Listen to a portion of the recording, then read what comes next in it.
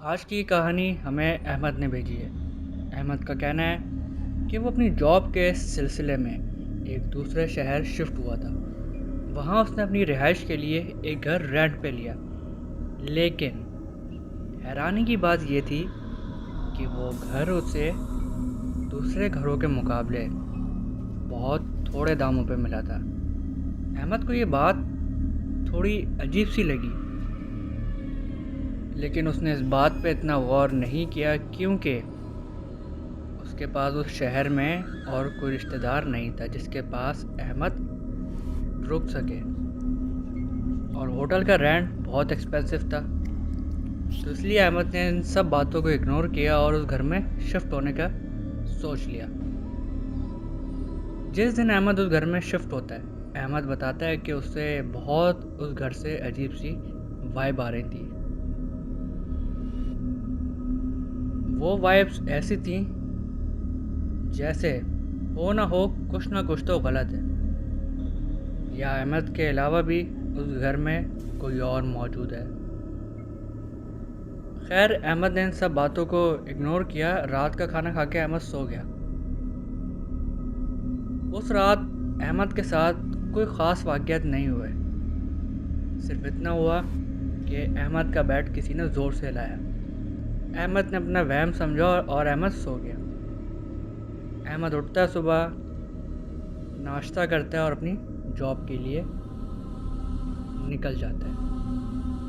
जब अहमद शाम को घर वापस आता है तो वो देखता है कि उसके फ्रिज का सारा खाना फ्रिज से बाहर पड़ा हुआ है। ये देख के अहमद काफ़ी हैरान होता है।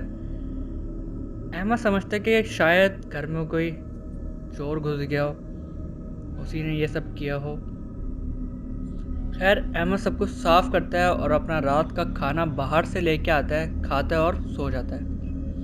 अब उस रात कुछ ऐसा वाक़या होता है कि अहमद के रूम का जो दरवाज़ा है, अब रात के 2 बजे कोई ज़ोर ज़ोर से उसके ऊपर स्क्रैच करता है।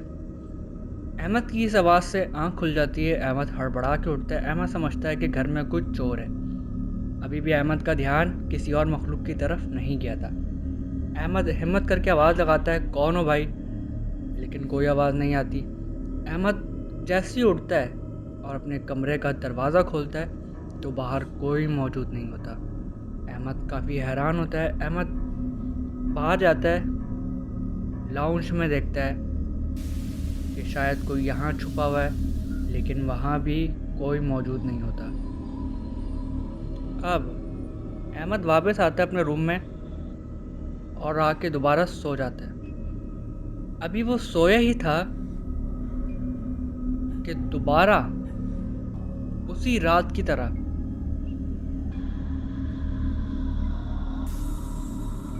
उसका बेड ज़ोर ज़ोर से हिलना शुरू हो जाता है। अहमद घबरा जाता है कि ये मेरे साथ क्या हो रहा है, लेकिन अहमद आयतल कुर्सी पढ़ता है और सो जाता है। अब जब अगली सुबह अहमद उठता है तो वो क्या देखता है कि उसके जिस्म पे बहुत ज़्यादा मार पीट के निशानात हैं। अहमद हैरान होता है कि ये कैसे हो गया। फिर वो इस चीज़ पे ज़्यादा गौर नहीं करता, नाश्ता करता है और अपने ऑफिस के लिए निकल जाता है। अब जब अहमद अपने ऑफिस से वापस आ रहा था शाम के औकात, वो यही सोच रहा था कि यार इस घर में मेरे साथ क्या हो रहा है, कि हो ना कुछ तो गलत है। क्यों कोई मुझे ये घर इतने थोड़े दाम पे देगा। अहमद घर वापस आता है। आज का खाना अहमद ने बाहर खा लिया था। अहमद घर आता है, अपने रूम में जाता है, सो जाता है। अब इस रात कुछ अनोखे और अजीबोगरीब वाक़यात अहमद के साथ पेश आते हैं। रात के 2:30 बजे अहमद की आँख खुद ब खुद खुल जाती है। वो क्या देखता है? वो देखता है कि उसके पाँव के बिल्कुल पास कोई काली शाल ओढ़े खड़ा है। वो इतना ब्लैक था कि उसे अंधेरे में भी वो साफ साफ दिखाई दे रहा था। अहमद घबरा के साइड लैंप की लाइट खोलता है तो वहाँ पर कोई नहीं होता। अहमद उसको अपना वहम समझता है और वो सोचता है कि शायद मैं इन चीज़ों के बारे में बहुत सोच रहा हूँ, तो इसलिए ऐसा हो रहा है। वो सो जाता है। अभी वो सोया ही था कि किसी ने उसकी चादर खींच ली। अहमद हड़बड़ा जाता है। अब उसे थोड़ा थोड़ा शक होने लगता है कि हो ना हो ये कोई इंसान नहीं है, ये कोई और मखलूक है। अहमद खौफज़दा हो जाता है, लेकिन वो दोबारा सोने की कोशिश करता है कि जैसे तैसे ये रात तो गुजर जाए। अभी अहमद सोया ही था तो किसी ने उसे धक्का देके गिरा दिया। वो जैसे ही उठा, अहमद को वही स्क्रैचिंग की आवाज़ जो उसे उस रात अपने रूम के दरवाजे से आ रही थी, अब वो आवाज़ उसे उसके रूम के अंदर जो अलमारी है उसके पीछे से आ रही थी। अहमद खौफज़दा होके एक जगह पे 5 मिनट के लिए खड़ा हो जाता है और वो उस अलमारी को देखता रहता है कि वो आवाज़ रुकने की बजाय बढ़ती जा रही थी। अब अहमद ने ये फ़ैसला किया कि वो उस अलमारी को हटाएगा।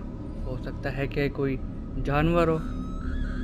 अहमद उस अलमारी को हटाता है तो वो क्या देखता है, और वो हैरान हो जाता है कि उस अलमारी के पीछे एक छोटा सा दरवाज़ा है।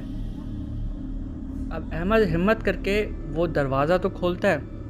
वो और भी हैरान हो जाता है कि वो दरवाजे के पीछे एक छोटा सा रूम होता है जिसका उसको मालिक मकान ने बिल्कुल भी नहीं बताया था। अहमद फटाफट वापस आता है, अपना फ़ोन उठाता है, अपने फ़ोन की फ्लैश लाइट ऑन करके जैसे ही उस रूम में जाता है,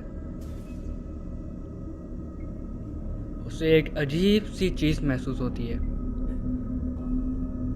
जैसे यहाँ कुछ गलत हो, जैसे मुझे यहाँ नहीं आना चाहिए था। अहमद उस रूम में जाता है तो वो देखता है कि रूम तो पूरा खाली है, लेकिन वहाँ एक छोटी सी मेज़ पड़ी है और उस मेज़ पे एक डायरी पड़ी है। अहमद उस डायरी को उठाता है और डायरी खोलता है तो देखता है कि वो डायरी किसी खातून की थी। उस डायरी में लिखा था, जब भी मैं इनको बताती हूँ कि वो यहाँ पर है तो ये लोग मुझे इस कमरे में बंद कर देते हैं। ये लोग समझते हैं कि मैं झूठ बोल रही हूँ, लेकिन वो इस रूम में नहीं बल्कि इस पूरे घर में है। अहमद ये पढ़ता है और घबरा जाता है। अब अहमद को सब कुछ समझ में आने लगता है। अहमद फ़ौरन से वो डायरी रखता है और उस रूम से बाहर भागता है। वो जैसे ही उस रूम से बाहर भागता है वो देखता है कि उसके बेड के पास कोई आदमी वही ब्लैक शाल ओढ़े खड़ा है। अहमद उसको देख के एक ज़ोरदार चीख मारता है और आयतुल कुर्सी पढ़ने लगता है।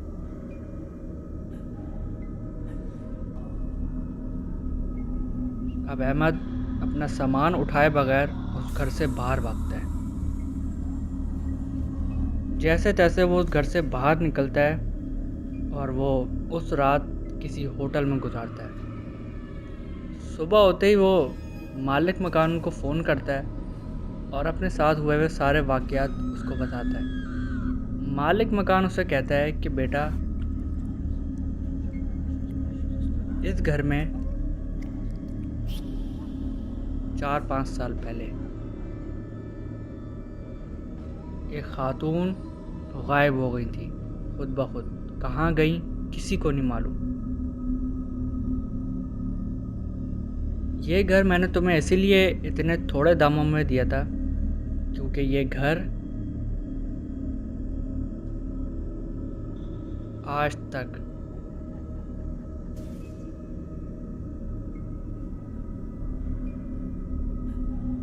कभी भी खाली नहीं रहा। इसमें कोई ना कोई मौजूद है।